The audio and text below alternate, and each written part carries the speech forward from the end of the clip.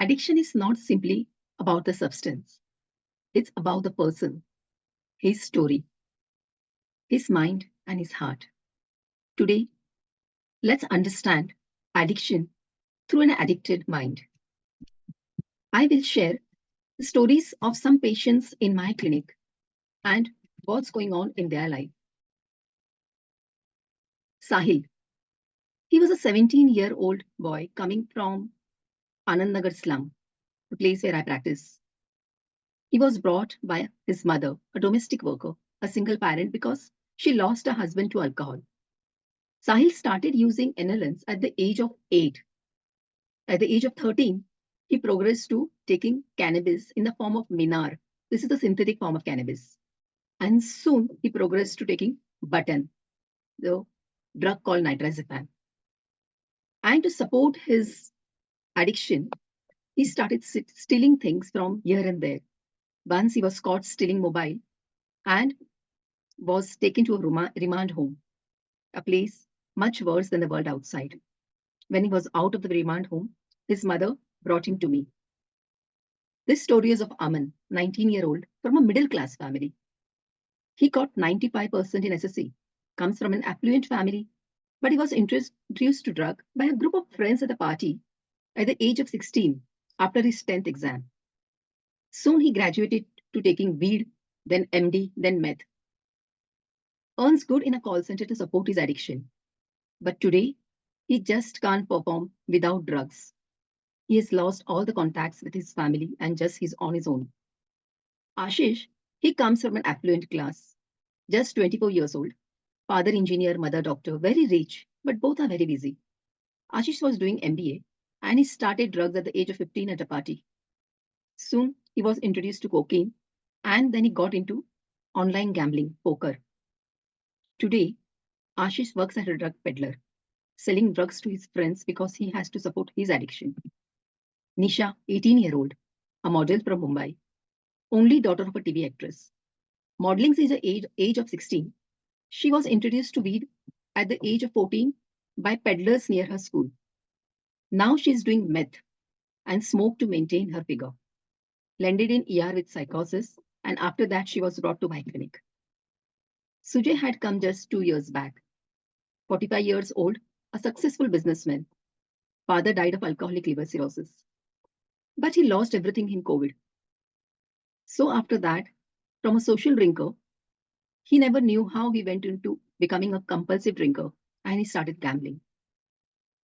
Tired of his habits, his wife and children left him. He drinks all the time and cries all the time now. His brother got him to me. Avnish, 5-year-old. You're wondering why he was brought to me, to an addiction specialist. He works in an IT.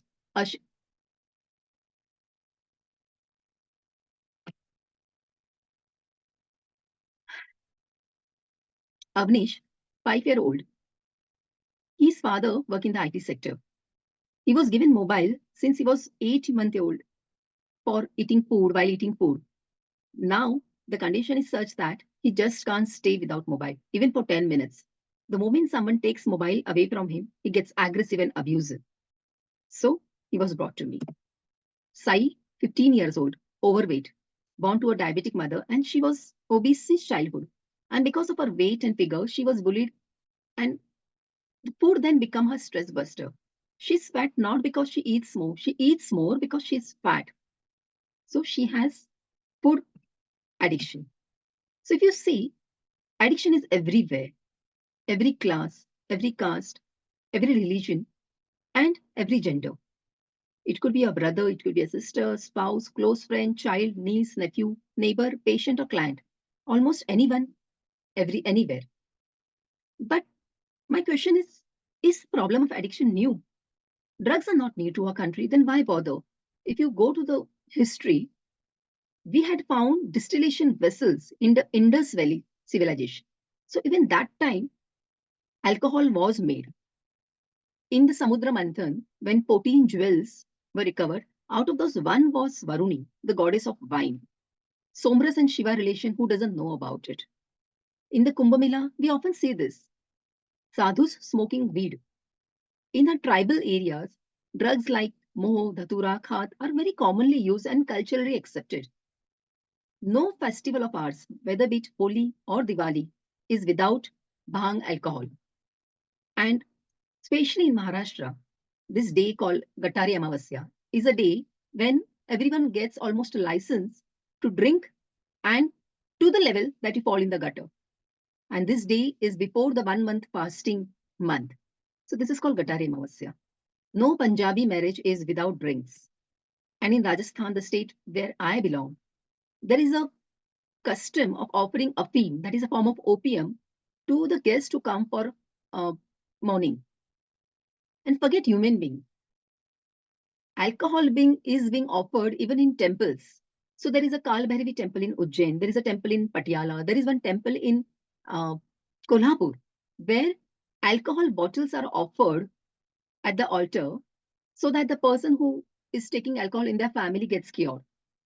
In the Navratri festival, in the 9 days, almost 60,000 bottles are offered as prasad at the temple. So it means that for century, drugs in some or the other form were consumed in a country for either recreation or during religious or social ceremonies or for medicinal purpose. But the difference is drugs were used, not abused. And the use of drug was legitimized by cultural norm. There was a control, un, unseen control by the society. So no one ever overdid it. But things have changed. Things have changed in the way where we have grown up listening to Pankaj Udas singing मजा लेना है पीने का तो कम कम धीरे धीरे P. And today the generation listens to 4 bottle vodka, काम मेरा रोज का. In the past, whatever recreational drug or alcohol was used was enjoyed, relished in the family atmosphere. Today, we see the rage in the rave party. This is the past and this is the present. So nothing has remained the same. Even a cricket has not remained the same. From the test series, we have come to the IPL format. So the drug problem in India has undergone a shift which we can't even imagine to what extent it has come to. So there are new scary numbers, there are new drugs, there are new sources, new profiles, and new reasons for taking drugs. The latest survey was done in 2019 and published by the Ministry of Social Justice and Empowerment, Government of India. And it shows these figures like around 16 crore alcohol users in India, cannabis, opioid, sedatives, inhalants. But believe me, these figures are really underestimated. What we see in a society around us, these figures doesn't represent those. If you go to Punjab, almost 67% of rural houses in Punjab has one drug or alcohol addict. And the problem now is seen in Himachal Pradesh also. Because of it being a border state, you see a lot of drugs entering Himachal Pradesh. Third, Kerala. We thought Kerala is one of the most educated state of our country, but the India's biggest drug bust had been staged from Kerala, and we have a huge problem in Kerala now. And the 7 states, the beautiful states of Northeast, they have a huge problem of injective drugs use. And Maharashtra is not behind. In 2024, there was a seizure of almost 4,000 crore of drugs from Maharashtra. There was a mega bust in Mumbai, almost 375 kg heroin seized. And if you remember this news, almost 3,000 kg heroin at the Adani's Mundra port was, and this was linked to the LT trader funding. So drugs use and seizures we see so commonly in the news today. There was a massive drug seizure in Pune. Almost 1,100 kg of MD drugs worth 2,000 crore was seized. So it's not Urta Punjab anymore. It's Dubta India. No state, no city, even the tier 2 and the tier 3 cities, even the rural India is now facing the problem of drug use in some or the other form. So, do you have any idea what type of drugs are people consuming? We know about alcohol in its different form.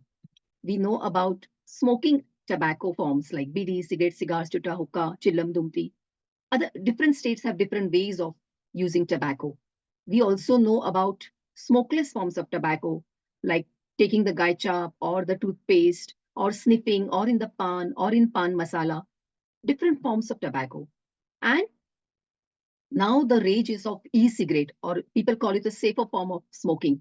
But we know that it's not a safer form. And this has become so common in children.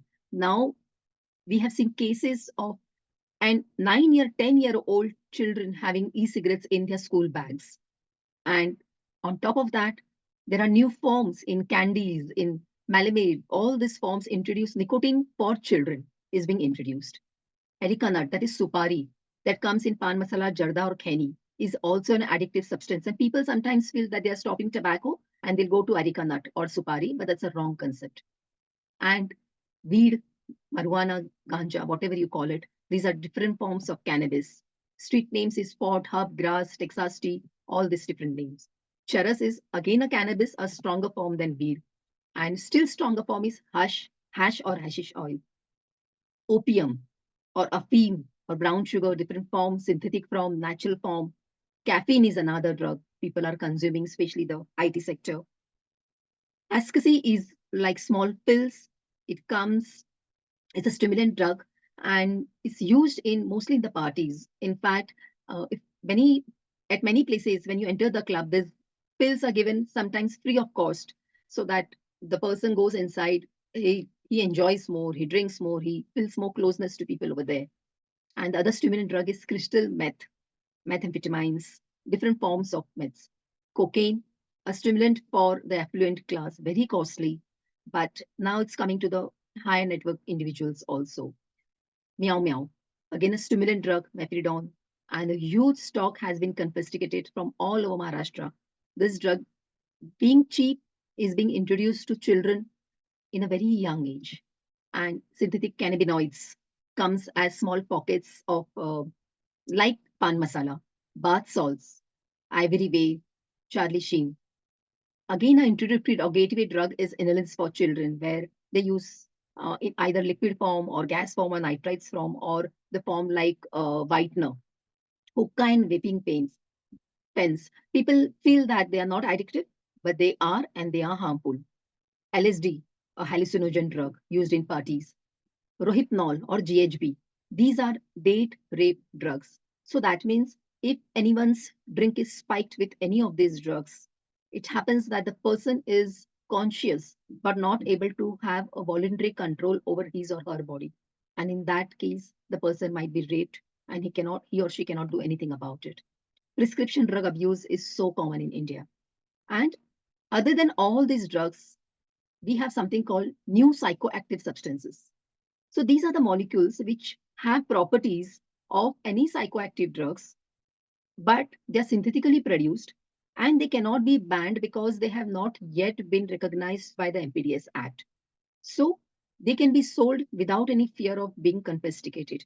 And there are different forms. Synthetic cannabinoids are there, synthetic opioids are there, synthetic sedatives or hypnotics are there, stimulants, hallucinogens. So different forms are prepared, all artificially prepared, but much costlier, much cheaper, but much stronger than the natural forms. So these are the different types of NPS, that is new psychoactive substances, and available easily on the online in the online market. They are sold sometimes as plant food, not for human consumption. So legally they are safe. The people who are selling, they feel they are safe. And not only these drugs, people just don't sometimes use drugs as a single drug. They are poly drugs. So we have seen cases of cough syrup and rum with Pepsi or Coke with crushed spasmoproxybon tablets and Iodex. It's frightening what people do. Other than drugs, now we have something called behavioral addictions. And the top of the list today is addiction to mobile, addiction to social media, addiction to reels, the short forms of videos. You have to just scroll it with the thumb. Another addiction, gambling addiction, gaming addiction, porn addiction, food addiction. So we have all these addictions, substance use disorders and behavioral addictions. So we have to see that where are these drugs coming from? We've seen so many drugs in the market, but where are they coming from?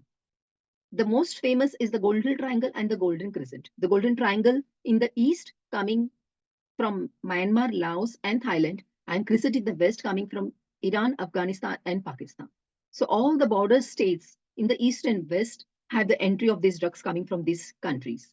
Then there are new channels other than the other two old channels. So there are different land routes. So we have drugs coming from Nepal, we have drugs coming from different ways from Pakistan, Afghanistan, and other than land route, we have air route and sea route.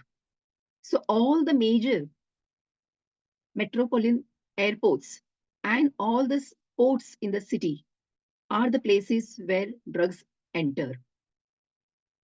And the new channels is Kenyan and Nigerian people take care of sending the drugs to international market once they enter India. So India sometimes become the transit spot.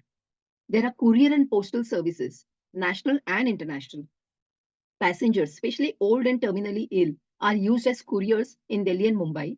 And these cities are the major transit hub and destination also. That's why we so many cases of drug use in these cities.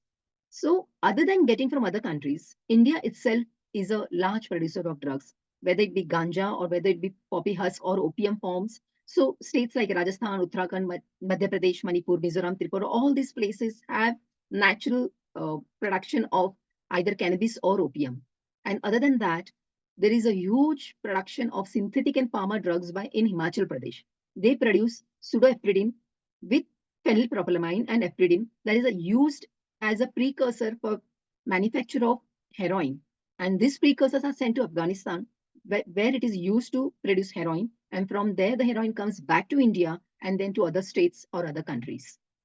So India is a pharma king in a good way also and in a bad way also. In fact, in the World Drug Report in 2016, India was said to be the largest exporter of prescription drugs containing dextropropoxamine, codeine, drugs like codeine, Corax, Fencidin, Spasmoproximum. The dark net. This is a place where you can get drugs and drugs are sold on the internet. And this net is called dark net because you cannot trace the person's chatting history or logging history with the IP address. It goes in a dark space. Can you believe this is a screenshot of my computer? I used Silk Road online pharmacy and was about to click to buy these drugs. And I had to pay payment by cryptocurrency. Instagram today has become a huge market for selling and buying drugs. And as I told you, cryptocurrency is used in all this darknet and uh, market. Uh, Other than the dark, so especially on the darknet, you see all these NPS drugs available in the huge form. Drugs are also made at home. So making synthetic drugs is no rocket science. One can just go to internet, download recipes, and prepare them in the kitchen. So this was by Christina Albenton, a representative of South Asia, the UN Drug Agency.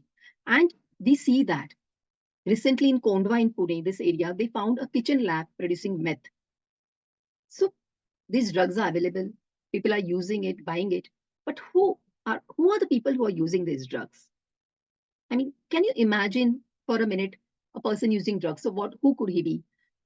Which class, which religion, which gender, what he does? Is he rich? Is he poor? My old concept was people who are homeless, jobless, or having a criminal background. These are the people who go into things like drugs. Or at the other end, the drugs are used by people who are super rich.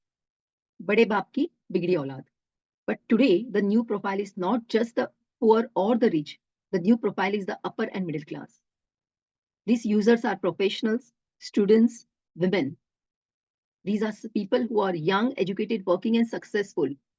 And these are the new urban junkie. And the new profile today is children. In one of the studies, almost 12% of the drug addicts were below the age of 15 and 30% below the age of 25. The new profile is our children who in one of the studies, 2017 study by the AIMS and the National Drug Dependence Center, Treatment Center, found that 83% of the children coming to their center, had tobacco use, 67 had alcohol use. The age group was below 18 years. And there was also use of glue or correction fluid or whitener over there. So we see all these drugs and the profile. But tell me, why drugs are started in the first place. It fits into 4F. It is started just for fun or to fit in. Fit in the sense, fit in the group of friends or the group of colleagues that you have. Third major reason is to forget. Forget about some loss, breakup, death in a family, loss of job. Forget about the anxiety or depression that you're facing. Forget about things or painful memories or painful feelings. And now the major reason for people using some form of drug is to function, everyday functioning. The work pressure is so much, the insecurity is so much that you have to keep abreast, be at your best every time and everywhere. So that's the reason people are either smoking or taking alcohol or using weed or using some other form of drug. Another reason people are glamorized by it. Media glamorizes it. There is surrogate marketing of drugs. People advertise as water bottles, but we know that brand is a whiskey brand. People advertise this as an elaichi pack, but we know that it's not just elaichi. It's a pan masala having all the contents which are not supposed to be consumed. So, and a child's mind, especially, is very impressionable. When they see their heroes, their idols, using alcohol, using nicotine, tobacco, drugs so easily, they feel it's okay. I mean, it's it's a statement that people are making out over there, and it becomes a status symbol, and they get offed by it, and they want to use it. So another change that has happened in the last decade or 2 decades is that usage of either nicotine, alcohol in the family. So earlier, at least when I grew up, even if the parents used to smoke or drink alcohol, it was never at home. It was always outside and never in front of children. But today, drinking and smoking is at home in front of children, and it is considered that we are a progressive society people. And we have seen so many families where the child on his 18th birthday, the parents sit with him and drink together, thinking that maybe he won't take outside if you give him or her at home. That's a wrong concept. Children starting earlier, they drink more frequently and they model their parents' behavior. And as I told, the new reasons for taking is just to stay awake long, to boost performance. The small stresses and strains in life, people don't know how to handle. Earlier, people had joint family, grandparents, parents staying with them, cousins with them, or they had good friends with whom they could share everyday problems or everyday feelings that they have them. Today, I think because of the phones and social media and the nuclear families, people don't know whom to share, whom to talk their heart out. And there is boredom, there is loneliness. You're surrounded by 100 people, but you don't have a single person with whom you can share things. And that's why people don't know the other way to feel normal, feel okay, and they go to drugs. So this is the reality of our society today. We are socially connected, but we are practically alone, and we are mentally disturbed. And what about our children? Children are getting the best of the mobiles and iPads and the PS system. But because the parents are working, because they don't have grandparents with them, what they are lacking is love, attention, affection, and connection. No close friends, disconnected from nature because now people stay in apartments. So they are looking for an emotional anchor. We say that we spend quality time with children. No, but children don't need quality time. They need actual time when they want to share something with their parents. And for them, the best way is to try something which will give them that feeling which they don't get, the love, attention, affection, and connection. This song, दूरदेशी गेला बाबा, गेली कामावर आई, नीज आली है डोळ्यात, पण घरी कोणी नाही. My father has gone out of station. My mother has gone out for work. I'm feeling sleepy, but there is no one at home to put me to bed. Are we emotionally abandoning our children? Maybe we don't want to, but is it happening? We have to really think about it. And the another reason children are falling in the risk of addiction is children having a family load. That means if there is someone else in the family, who is using drugs or alcohol or nicotine, and they have some developmental stresses. And more than that, they have a temperament of low attention, low boredom threshold, impulsivity, poor error monitoring, and emotional reactivity. So all these behavior conduct disorders, what we call ADHD, what we call all these children having externalizing temperaments, these are children are at higher risk of addiction. And we have to be really monitoring these children. So, and why this externalizing behavior is increasing? Of course, parenting is one of the reasons. When there is poor monitoring, there is inconsistent discipline, there is attachment issues, anger issues in the family or with the children, and the school climate is not safe, or there is no discipline in the school, or there is no uh, closeness in the school. And there are physical and environmental exposure also that's found to be the cause of such behaviors. Sanitation, ventilation, toxic exposures with fuel, tobacco smoke, traffic smoke, some electromagnetic exposure, pesticide exposure, noise. So all this combination of physical and psychological, social, environmental factors, whether it be parenting, school, climate, or adverse experiences in childhood, they are causing this externalizing behavior in children. And this study was done at NIMHANS. So now the question is, how do a person go from no use to addiction? What does the journey look like? No use, many people don't use. They never use. So I have never used. Many people experiment because either for fun or to fit in or to function or to forget. They experimented once कि कैसे लगता है लेकर. So some people have experimentation, they don't feel like taking it again. But some people like the taste, like the feeling that they get after it, and they go into social using. That means for every party, they use it. Every function, they use it.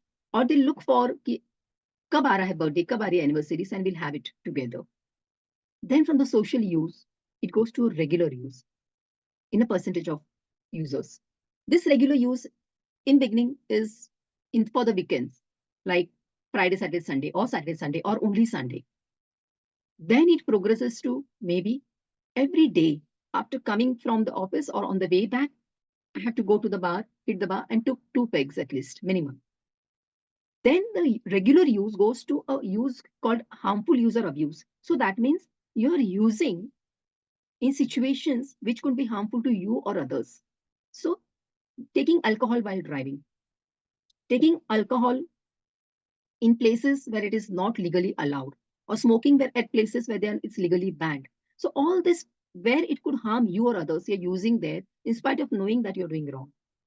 And from here, if you don't come back, we go to a stage called addiction or substance use disorder or dependence. So that means now you don't use it because you like it.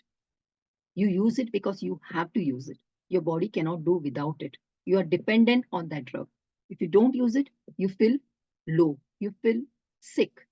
So, but not all who experiment drugs get hooked to it. So we see that people who experiment drug and people go into addiction, there is a huge number difference. And what factors affect this? Who goes toward addiction and who are saved, protected from it? Because we know that addiction is not about drugs. वो दिल की मस्ती ही है जो रंग लाती है. नशा शराब में होता तो नाचती बहुत. This is what Amitabh Bachchan told us. And there is something in it. So it's not about the substance. It's about your genetics. It's about the environment you stay in. It's about the availability of drugs or alcohol that in your vicinity or accessibility to it. And if all this come together over a long time, there are brain changes that occur. And these changes make you cause dependence or addiction. So it has to be a mixture of all. Just availability of drugs or drugs don't cause addiction. You have to have a genetic background to it or a mental disorder for it. You have to have an environmental reasons for it. You have to have the availability of the drug, and then you have addiction. So role of genetics is a huge role. Heritability estimates for nicotine, alcohol, and drug addiction are in the range of 50 to 60%. So whether a person from experiment to addiction stage, he will go or not, is determined almost 50% by his genes. And other than genes, if there is stress, if there is drug exposure, diet and lifestyle, these causes epigenetic modifications, which can then change gene expression, which can in turn change addiction vulnerability. So, it's genetics plus environmental and epigenetics. And what are the risk factors for a genetically prone person getting addicted to drugs? So, what are the factors in him? Psychological risk. If the person has depression, anxiety, psychosis, schizophrenia, conduct disorder, ADHD, or suicidal tendencies, all these people have a higher risk of using and continuing drugs. There is a relation between stress and addiction, and books have been written on this. Family risk. If the parental attitudes towards drugs is favorable, if there is domestic violence, physical abuse at home, family quarrels, family relationship problems, parental separation, divorce, failing to set consistent expectations and limit, inadequate parent-child attachment, lack of communication, low parental supervision, all these factors favor the use of drug, especially in a genetically prone person. And there are studies showing that the child who has gone through adversity in his childhood, it affects his response to stress. They have a blunted cortisol response level in their body, and that causes increased chances of the person going into drug use. And this was again done at NIMHANS. Risk at school. We feel schools are the safe haven, but are they really?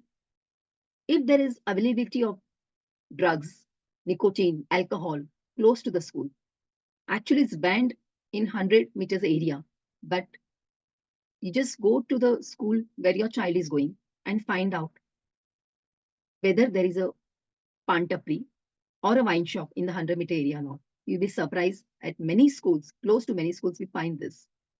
If the child is academically poor because of his loss of interest or because of some learning disabilities, if there is a if there is no proper attachment between teachers and children in the school, if the school classmates are such that they are not interested in studies, all these factors are at high risk factors for starting and continuing drugs in the school atmosphere. Then there's a peer risk. If you have a deviant peer group is using drugs. And if there's inappropriate sexual activity amongst peers, again, there is a high risk of using drugs. Community risk. If the laws and norms are pervasive for drug use in the community, the usage is high. If the availability is high, the usage is high. If the acceptance is high, the usage is high. So all this social cultural belief, they they they make either to take drug or to be away from it. So, and as we discussed, availability and cost also matter. If the cost is high, the drug usage goes down. So it's a combination, nature and nurture. You have environmental factors which lead to initiation. But if you have a genetic background to it, then you progress from experimental user to addictive use. So all these factors again, genetics, environmental, availability of drugs leads to brain changes and that leads to addiction. So not all people who start drug use become addicts. So we have seen that substance abuse in India is literally on a new high. It's a disaster in making. And I tell you, it's not going to end. The reason is there is a lot of money in it. 1 kilo of meth will cost $300 in Pakistan. In the streets in US, the cost goes to $60,000 per kg. So if there is so much of money, how can this business go down? Secondly, synthetic drugs are easy to make and hard to trace. And that's why people are going into synthetic drug market. There's a lot of corruption. Places where the drug should be stopped is not being stopped. If when one road closes, another opens.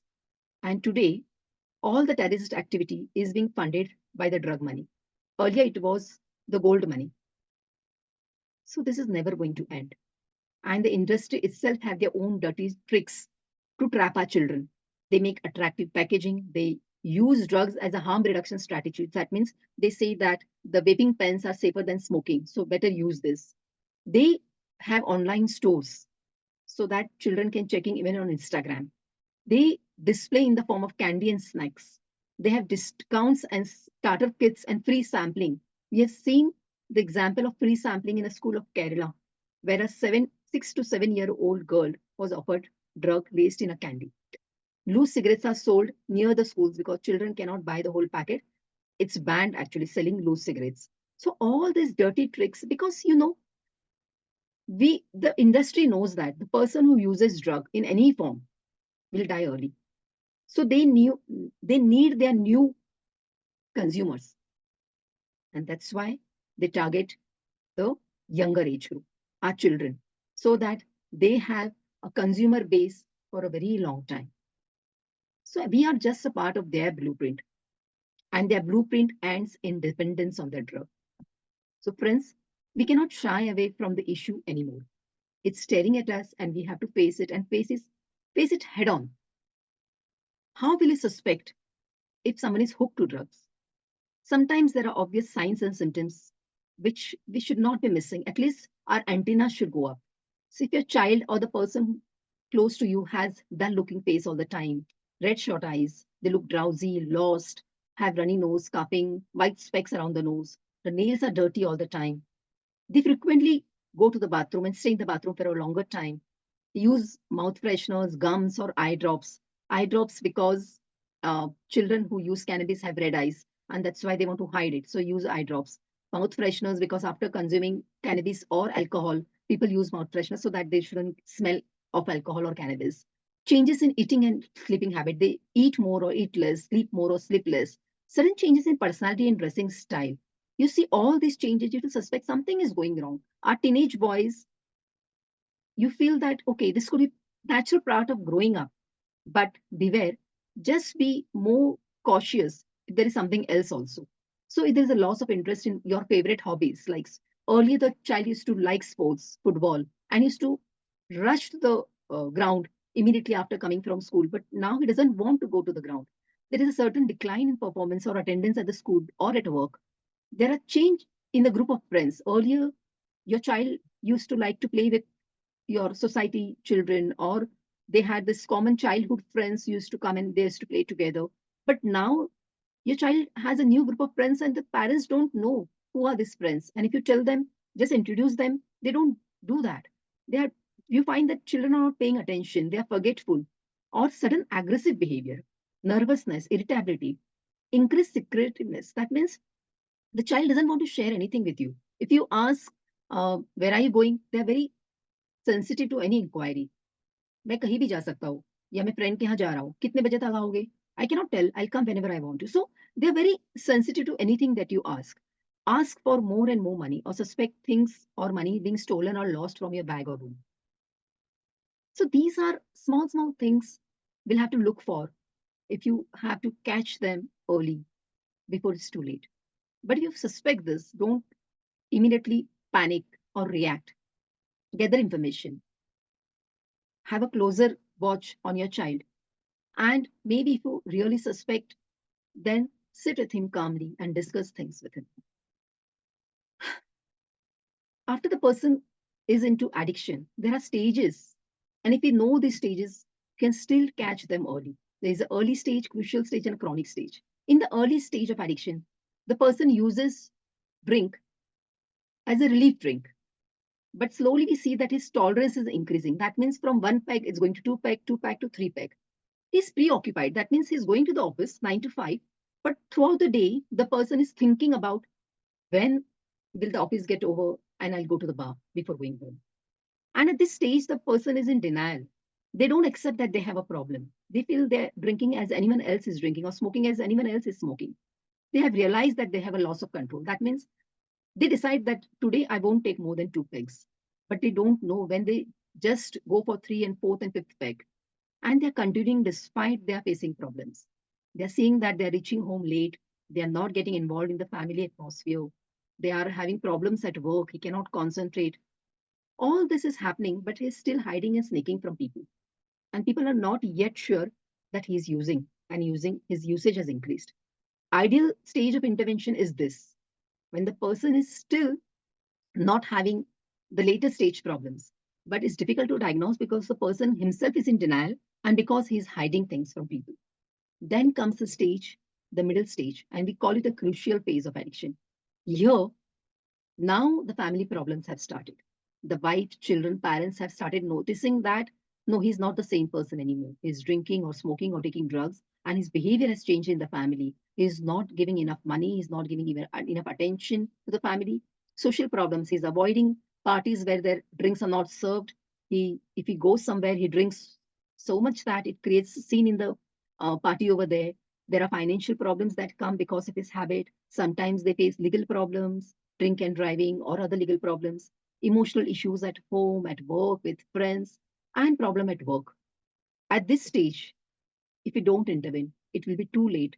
And then the person goes in a stage where there are physical issues because of addiction, either liver, lungs, kidney, heart, or any other issues. There are withdrawal symptoms. That means now he or she doesn't take the drug to feel good, but because after stopping drugs, they have this withdrawal symptoms. The symptoms were like sweating, feeling restless, diarrhea, vomiting, all the symptoms. And to take care of the symptoms, the person has to again consume the drug, and the cycle goes on. Now, as I told, they take or drink not to feel good, but just to feel normal. Here, there is obsession for the drug use. There is not just preoccupation. That means obsession means they just don't go to work. From the morning they start because they are so obsessed with it. There is loss of support by this time. The family has given up. They might have lost their job. They might have already faced some legal issues. So this stage is full of hopelessness and despair. And from here, getting them back to the old life is not an easy task. They have to go through the 12-step program, sometimes admission to rehab. So many times we find these cases are beyond the OPD management. So this is a cycle of addiction. There is an emotional trigger, there is a craving, you take it, you use it, then you have a guilt and you again take it. Breaking the cycle needs support. No blaming, no punishment, no shouting, no giving dhamkis will help. Because to break this cycle, especially if the person is already dependent on the drug, we need help. Help of medicines, help of behavioral therapies, help of cognitive therapies, all this we need. And if you want to summarize what is addiction, these are 5 C's. There is craving, there is loss of control, there is a compulsion to use it, and there is chronic and continued use, and use in spite of consequences.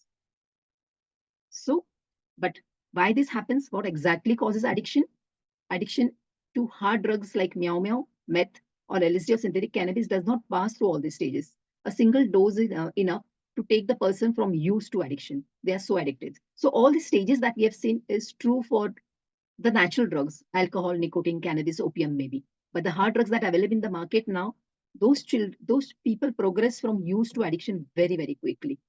So, and we've seen that when we see patients of addiction, there are a lot of fears and tears, helplessness, frustration, guilt, shame, anger, broken family, disrupted careers, lost childhood, lost father, son, brother, husband.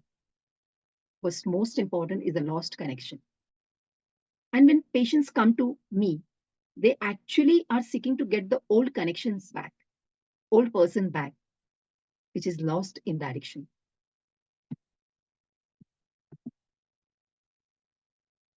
So we say that the person has addiction, but actually the family has also an addiction. A person with addiction breaks a little more every day, but alongside them, their entire family quickly, quietly breaks too. That is why recovery is not the patient's journey, it's a journey of the whole family. And the role of family is very important. So during the lecture series that we'll be doing, we'll be talking about family intervention also, how to work with the family, how to teach them about enabling behavior, how to look for signs of addiction in this. So all these things we'll be talking about. Sometimes we hear the word addictive personality. So is there any personality of addiction? Okay, it's not a personality, there is an addictive thinking which is like they have a denial problem. I don't have a problem. They have a problem of projecting things to another. I'm not the problem. You are the one with one has a problem. So the rationalization, I have a problem because my wives keep on nagging at me. So this is addictive thinking that we commonly see. And actually they have a problem of low self-esteem, guilt, shame, distorted thinking, self-deception, difficulty in dealing with conflict resolution is their weak point. They're emotionally very hypersensitive, manipulative, feel victimized by and angry over everyone. So this is commonly we see in patients who come for addiction treatment to us. And today you people have joined for the post certificate course on addiction medicine. And we all are mental health warriors. We could be doctor, counselor, psychologist, recovering addicts, teacher, parent, almost anyone who cares. And what can we do? Most important is screening for addiction in our clinic, in our setup, making an early diagnosis using relevant tests like CAGE, audit, dust, all this Fagestom's test. Then you have to stage the addiction. Is it in an early stage? Is it in a crucial stage? Or is it in a late stage? We should learn how to do brief intervention and with motivational interviewing style. If doctors, we should know about the pharmacological treatment that are available for addictions. As doctors, counselors, psychologists, or rehab personals, we should learn about behavioral interventions that we can do. In severe cases, we should know when to refer the patients. We should discuss about enabling behavior with the family. So we have to treat and work with the family also. We have to teach, educate people about relapses, that they do happen and how can you prevent the relapses. And most important, training the addict and the family in new life skills. So these are the pharmacology treatment. These are the different psychosocial interventions that some of them we'll be talking about during the lecture series, but these are useful in addiction treatment. There are counseling skills and techniques that we need to give to our patients: problem solving, goal setting, time management, stress management, dealing with emotions, angers, conflict. All this we have to, refusal skills, assertiveness skills, coping with cravings, relapse prevention. All this we have to spend time with the patients. Just writing a prescription is not enough. If we don't give the skills to them, they'll again slip back to addiction. This is a beautiful video that I found. Just listen to this video.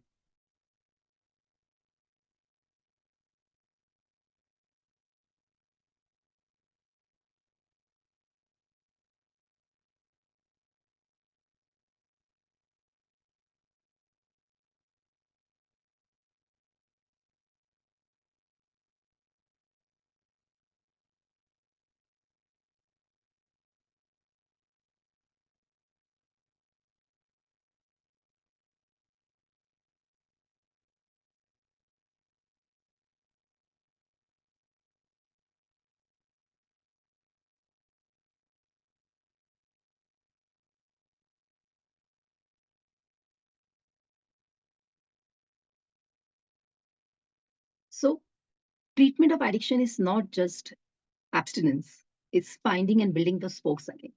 So making them attached to their family, their goal, what is important to them, what give them high, what they make them happy and relaxed. So we have to see that they reignite their bond with their family, reconnect with their parents. They find something to hook on. They find something to get their rush that they get with the drugs. Help them understand the importance of physical health, soaring new highs by using trekkings or mountaineering or scuba diving or anything. These highs are natural highs and not the highs of the drugs. Going back to the nature, going back for bird watching, jungle safaris, or creating a jungle in your own home. Gardening is my way of keeping myself sane, because when you work with patients of addictions and their family, somewhere you also get affected listening to their stories and you have to keep yourself sane. So these are beautiful flowers from my garden. So you can have something like this. You can help others reach new heights. You can go back to your forgotten habits, pick them up and do something about it. You can upskill. There is so much of learning material available free of cost. And you can upskill yourself for, for your job or otherwise also. You can join a movement. You can face the world with the pride. So, as doctors, as counselors, like we take pulse, BP, or check for sugar, we should be asking about drug use in each and every patient or client who walks in our clinic, because there are studies showing that people do want to quit. But when they make an attempt without any help, 70% of the time they fail. But if they take help, the chances goes, the success rates goes by 50% at least. So if you look for it, there is a silent cry for help. We should listen to that cry.